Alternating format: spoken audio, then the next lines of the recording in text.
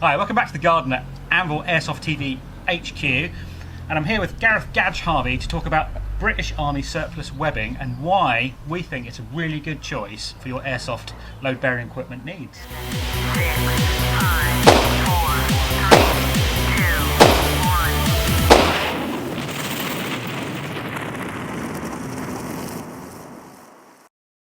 1. Yeah, I mean it's cheap, it's available, and more importantly, it does the job. So I appear to have most of Anchor Supplies with me here. Yeah, pretty much. I mean, there's a long legacy of kit there, isn't there? So we're going to go through some really good choices, maybe a bit rambly, but we'll enjoy it, and I hope you will too. So Gadge, let's start off with something I've been, and this isn't British Army surplus, but I've been banging on about it for a while, which is my posh Cry JPC2, and why this actually isn't a very good. So we'll give it time, that will be surplus, given it's being used by certain units of the British Army at the moment. And I think I know what you're going to say here, Tom, because I was on an Airsoft forum the other day, and a guy said, hey, what's the best plate carrier to get? And this is my budget. And I said, look, unless you're actually going to carry plates for either training purposes, or you want the weight, or an impression kit type thing, you're going to get more bang for your buck and more load carrying space from either a chest rig or an ops vest, or any other form of load carrying equipment, even basic webbing. Really, unless you want to do that direct action, smash in the door, you're there for 5 minutes and you're out again, look, you don't need a plate carrier. Right, so this plate carrier has 3 mag pouches on the front. Yeah. Carrying my radio and a few other bits and bobs, and it's got a pouch on the back. But fundamentally, the load carrying the magazine carrying capability of this rig, pretty which light. costs too many hundreds of pounds for me to mention on camera, plus my partner might get upset, is 3 mags. If you hold up right at your feet, Gadge, there is the £20 alternative that has done the enemy of the free world has used this for the last 60 years successfully in Vietnam, Afghanistan, everywhere. Probably most of the Western Special Forces units as well when they're trying to blend in. And carries exactly the same amount of kit, weighs maybe 10% of the weight of that. That's got 7 kilo plates in it. Yeah, this is what? A couple hundred grams. Yeah, exactly, 700 grams tops. So, although this isn't British Army surplus, I think if you're going to start with anything, this is a really great choice. So that's your kind of classic.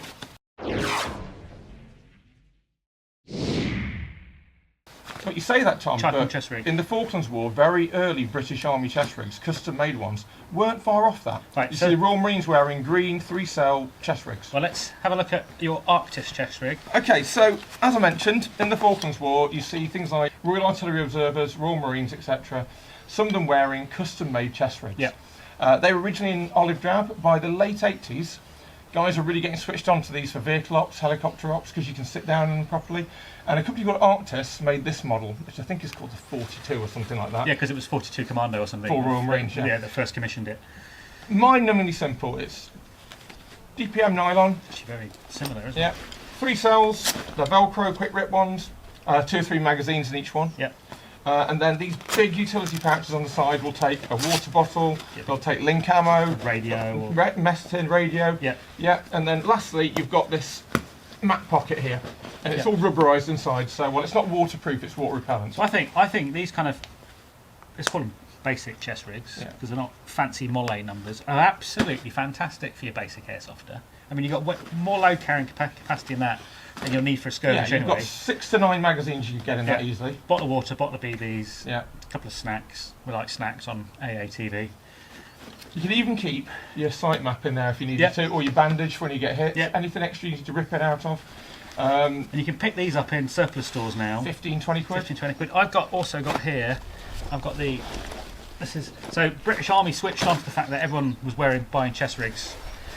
So yeah, as you were saying, Gadge, do you want to explain a bit more about vehicle ops and helicopters and why people start using chest rigs? So traditionally, and we'll look at this later on, PLCE, 58 pattern webbing, etc., it's hip based. Yeah. It starts on each hip and it works its way around your back, so it actually makes it very difficult to sit on the small seats you get in a Land Rover, in an armoured vehicle, because it's or all on a behind helicopter. you. Yes, it's all behind you. Now, because in places like Northern Ireland, they're not war fighting, they're peacekeeping. Yeah. So they don't need to carry like 12 magazines on them. They don't need to have 4 days worth of rations. If you're doing urban patrols in a Land Rover, or you're doing Eagle patrols and you're doing snap BCPs in the middle of nowhere, you just need to be able to jump out with the magazines you've got, and that will do the job. And I guess any other kits in the wagon anyway. And it's all on your front, so you can sit down comfortably. Yeah. You can get at it if someone's, like if you're the guy next to the driver, you can get at your magazines. You're not faffing around trying to reach around your hip and getting in the way of his gear stick or whatever. Yeah. All sorted. So yeah, so this is the British Army equivalent. This is an issue chest rig. Really very simple. They've gone for some fast X buckles and a bit of A few lanyard rings and drainage holes, etc. and a few bits of bobs, but it's very, very similar to the Arctis. I got this, I think it was again 15, 20 quid. Here, there's button-on attachments for a radio. Oh, okay. Because that's the one thing that the actual chest rig that you do need in an urban op or vehicle ops, it didn't do it. And you've got the quieter ski clip type buckles rather than Velcro. And people always say, oh, Velcro gives you away. I think £200 a guy charging through the jungle gives you away. I always find it really funny. I'm sure there's situations where if you're a sniper or something, yeah, you want, and you're trying to be really sneaky. I think for most airsoft needs. Yeah. I mean, your first magazine's on your weapon. As soon as that starts going and you need a second magazine, Since it goes you fire loud, 30 rounds. Since it goes loud, isn't really gonna. No. But anyway. You can understand why there's an option there. I can understand. So, but yeah, so this was super cheap. Anchor supplies, 15-20 quid, and it holds more than enough. You know, obviously these are 3 magazine for GI Stanag types, and then probably 2 for a larger polymer one. But plenty enough magazines. And also bear in mind it reflects the time. So soldiers at that point, they're not carrying pistols. Yeah. So there's no provision for a pistol. You're not fighting a war, so there's no provision for a bayonet. You're not like to get gassed or hit chemical weapons, so there's no provision for a MBC haversack. Okay. It's Makes literally sense, just there to carry what you need for 12 to 24 hours. Yeah. And again, it's vehicle-borne or helicopter-borne stuff, or even in the field, you might have this in a little patrol pack or something. I really like these. I think they're really smart. So let's move on to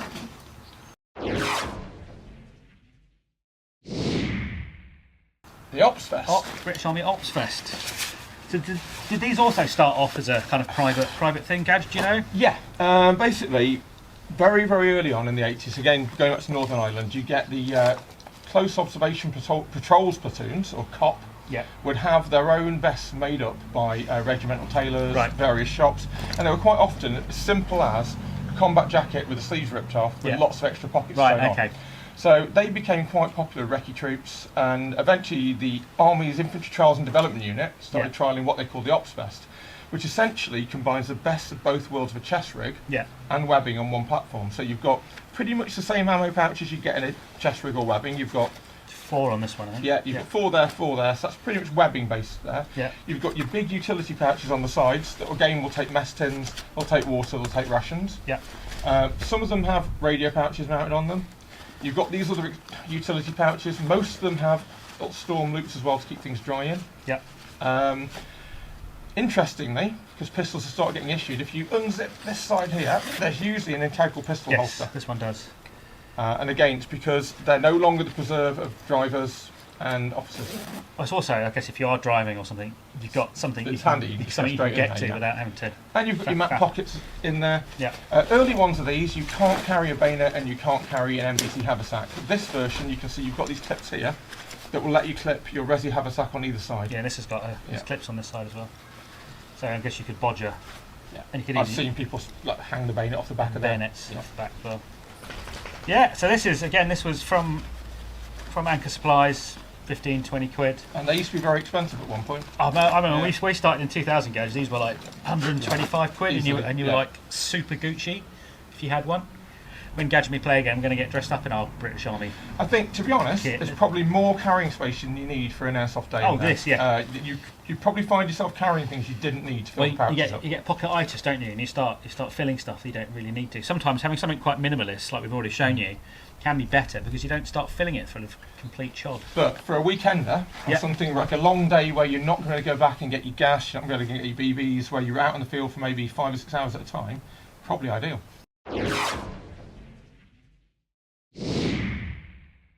Okay, so we've already talked about webbing. So this is your much more traditional kind of infantry soldier setup. Yeah. I still really like having stuff on my hips. Early 90s PLCE. Early 90s PLCE. So this is a fairly early set of PLCE that you've built up for 90s games, and actually personal load carrying equipment. And it's a separate yoke attached to a belt, and onto the belt are mounted whatever pouches you want, really. I guess different units had different SOPs on which pouches went where. But again, Tom, this is a continuation of what soldiers will be comfortable with and used to seeing in some form or another for maybe 100 years. Yeah. It's not that different from 58 pattern webbing. It's not that different really from 44 pattern webbing, and if you were using 37 pattern webbing from World War II, you'd still recognise the basic functions of it. Yeah, and again I've got an extra padded pad on this one to make it a bit more comfortable on my hips. Not that my hips aren't well padded already, but no, it's just, so I've got, now this is really, well, the only time I'd probably use this is for either period stuff, so if we're doing a 1990s Deltas game, or something, or Deltas, or just another game where I've got a specific loadout, or I know I've got to carry a load of stuff for a day. Yeah. So I'm out in the woods all day with no resupply, and I need to carry my food, my cooker, water, ammo, everything. And I think that's the key point with these. I mean, webbing sets are designed to live out of for extended periods. You can, and I have lived out of these for over a week, you know, with regular resupply of food and water, but you carry your washing and shaving kit, you carry your spare undies, you carry your ammunition, you carry your first aid kit, you carry everything you need for an extended period in that. And again, for airsoft, the bits you need really is that pouch and that pouch. So if all of this is kind of average like skirmish day. additional. I've got my other set of custom webbing. We'll show you in a separate episode. We're going to go through kind of a hybrid, what would a soldier carry, and then what we think you might want to carry for a MilSim or a battle What's sim. practical, what looks good, Yeah. you know, what you might use and what's just extra weight. But I really like this. I also find it carrying weight on my hips. If I'm going to carry weight, I want it on my hips in a more traditional And sense. I think with PLCE, so you can see here, so you've taped your webbing straps up where it's at a comfy point. Yeah. Because the worst thing is webbing bouncing around, especially if you wax, it will rub you ragged. Yeah, I've also got a bungee running around the utility pouches to keep them tied down. You want to keep that webbing tight into your body, not jumping up and down with you. You can always tell a well set up airsofter or a former soldier from a new player who doesn't really understand webbing, because you see a lot of new guys with webbing hanging off them and straps everywhere, and it doesn't just look untidy, it's going to be uncomfortable. Yeah, plus it might catch on a tree, or catch going through a door. Now if I'm going to do, if I'm at a site which has a lot of buildings, this isn't brilliant, because I'm not exactly the skinniest man in the world. And or if you had to ride around in a vehicle with around a vehicle, or if I'm trying to go through doorways, this isn't the best thing, because I'm going to start banging off stuff. Now interesting, the British Army after spending years with Osprey, which is this armour system up here with pouches on it, I've started going back to webbing again. Because they're spending not as much time riding around in vehicles in Afghanistan, and more time patrolling, and back to more traditional infantry skills. So this is Osprey armour. I'm calling it armour rather than a plate carrier, because Osprey has, this is a plate carrier, this basically just carries plates, big steel, well in this case steel, but normally ceramic armour plates. Osprey had a massive armour plate as well as a load of soft armour, and it was developed as a result of operations in Afghanistan and Iraq. There was loads of IED threats, so they needed tons of frag protection. Some velocity fragment protection, yeah. But it's, for an airsofter, this is probably overkill. One, it's big and hot and heavy. But if you're the airsoft who wants a plate carrier for the look, you can actually wear one of these without sacrificing the ability to actually carry things. Yes, and you can put on, because it's PALS, all the PALS loops on it. Any of those pouches. Any of these pouches. This is a Osprey belt, to which I've PALSed on, momoed on.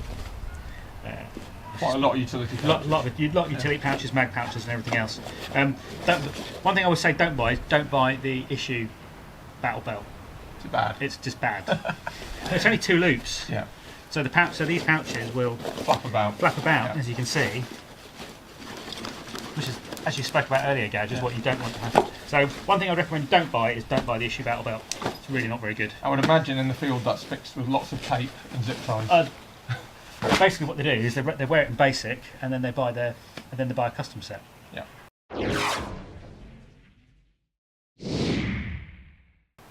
So custom webbing. This is an old set. It's a bit of a gem, isn't it? This really? is probably one of my favourite bits of kit. I need to get a new yoke for this, because this yoke's actually a little bit short. Right. I can't really adjust it long enough, because the soldier had it before, has tidied it off and burnt it down. But actually, he must have been a bit smaller than me, so this rides a little bit too high. So I'm going to get a yoke. You can pick up a yoke for £5, so that's not really a problem. But this has been custom sewn by some professional soldier, completely to his specifications. So these aren't attached to a belt. This whole pad has been manufactured up by one big padded pad, and the pouches have been directly sewn onto it to stop the bouncing around that we spoke about earlier. They've also gone to trouble of putting in a little admin pocket up here as well for your maps and your TAMs and and it's on a roll pin belt, so you can basically adjust it very easily. Yep. Whether you're wearing body armour, you're not wearing armour. Again, this is whoever did this, seriously professional soldier. These days, a lot of infantry I've seen, not that I have ever been an infantry soldier or a soldier at all. It appears that they're basically just buy custom webbing off JJ's or Brecon or There's some interesting Dragon things on straight this. away. So Go for it. one thing I noticed when I first started using PLCE with the Army Reserves is that I was quite a thin guy at the time. I was like a 30 or 32 waist, and getting all these pouches Yeah. around me was almost impossible, given that those ammo pouches are supposed to be on your hips, Yeah, it's not on your front. So you can crawl. So again, this padded belt is classic because at the time Yeah, I got we your own buy one. these. This is my old one. These are called hippo pads or hip pads, and not only does it make you more comfy, but it actually puts an extra couple of inches on your waist, You get another pouch on. so you can get another pouch on. Now, the only reason I mention that is because at the time I used to mount my bayonet sideways on a pouch Yeah. by burning holes through the nylon and cable tying it on, Yeah. Okay. because that extra 3 inches or so of cable bayonet width just wouldn't go on my belt. Yeah. So that guy's obviously thought, do you know what? I don't need the bayonet to be, or my knife to be Yeah. face on. I'll put it side on. It's really well thought out. So much, and in every way. they've removed the normal fastenings from the pouches and put these Velcro. He clearly didn't care about the Velcro thing, Gadge. Yeah. Sort of says a lot, really, doesn't it? I mean, are these? And again, there are the Velcro reinforced patch on the other side. Yeah. So this is, and again, I got this in Anchor. We found this in Anchor. It wasn't that much, was it? No, this was like 30, 40 quid. Now, again, what we also with most of this webbing is with PLCE and with the Osprey system, etc. You can jig it around to where you like it to be. And to be honest, we have wasted far too many days of our lives jiggling pouches about. I spent ages trying to get this to work, and it didn't. So, but with a chest rig, with an ops vest, with a Chicom, and with this custom webbing, Done. It's where it is. It's not going anywhere else. So if you don't like that setup, tough. You learn to get on with it. quite like Luckily, you like that. Yeah, well, I had 4 I like 4 utility pouches. Gives me enough space. I would probably not, if I was me, I'd probably not have the right hand side ammo. I'd rather have like a commander's pouch or something there. But I think this is a product of the times. But I know when we started airsofting, we used to use surplus Bundeswehr webbing, which was fantastically modular, and it all clipped on with these little plastic hook and eye loops. It was brilliant. But every game we would be changing our webbing around, which meant that actually when you got to a game, you'd go for your pistol pouch, pistol holster, or you'd go for that flashbang, and it wouldn't be where you had it in the last game because you decided you needed it on your hips this time or something. Yeah. So having stuff in a certain place, and again, if you're part of a team, it's not so much important. Well, it'll be the SOPs that everyone. Yeah, not has so the much same important for pouches. airsoft because it's obviously not deadly serious, literally. But a lot of units will have SOPs as to what pouches get mounted where and what goes in those pouches. Well, the last thing you want to be doing in the middle of a firefight is rooting through someone's kit trying to find that extra link ammunition. Yeah. That's why that most units, what we always say is, ammo pouches only contain ammo. You never put your Mars bars in there, you don't put your wash kit in there, you don't put your letter from your girlfriend in there, it's ammo and nothing else. Sorry, in a minute.